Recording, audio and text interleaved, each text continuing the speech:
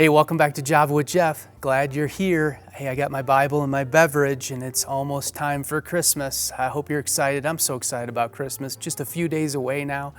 And by now, hopefully everything's been purchased. Lights are up, you're good to go. And all your traditions around the family is kicked into full gear. Maybe you're traveling and you've gotten where you need to be.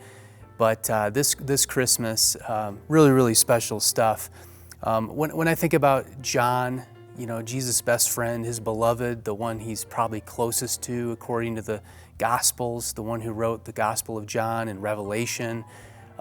John has his version of the Christmas story. Maybe you're familiar with it. Here's what he says in John chapter 1, verses 1 through 5. In the beginning was the Word, and the Word was with God, and the Word was God. He was with God in the beginning. Through him all things were made. Without him nothing was made. In him was life, and that life was the light of all mankind. The light shines in the darkness, and the darkness has not overcome it. These verses are so loaded with meaning. Let me just point out a couple things really fast as we think about Christmas, because the light has come out of heaven to earth in the form of Jesus. He's the light of the world. The Word has always been Jesus. The Word was with God. He is God. The Word is God, and Jesus is God. Jesus made all things. He created the whole world. He was part of the Trinity. He was in on all of those things that happened before he became human and came to earth.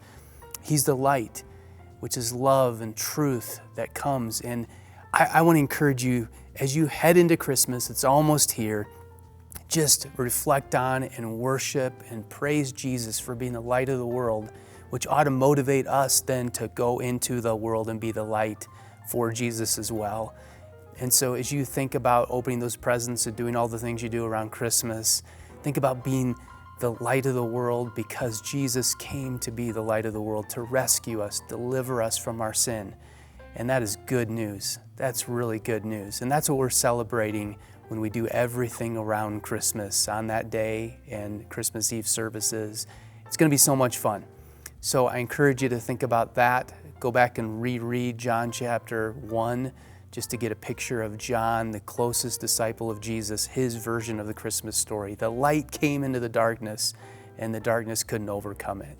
Hope that's encouraging you today. Merry Christmas, and we'll see you next week.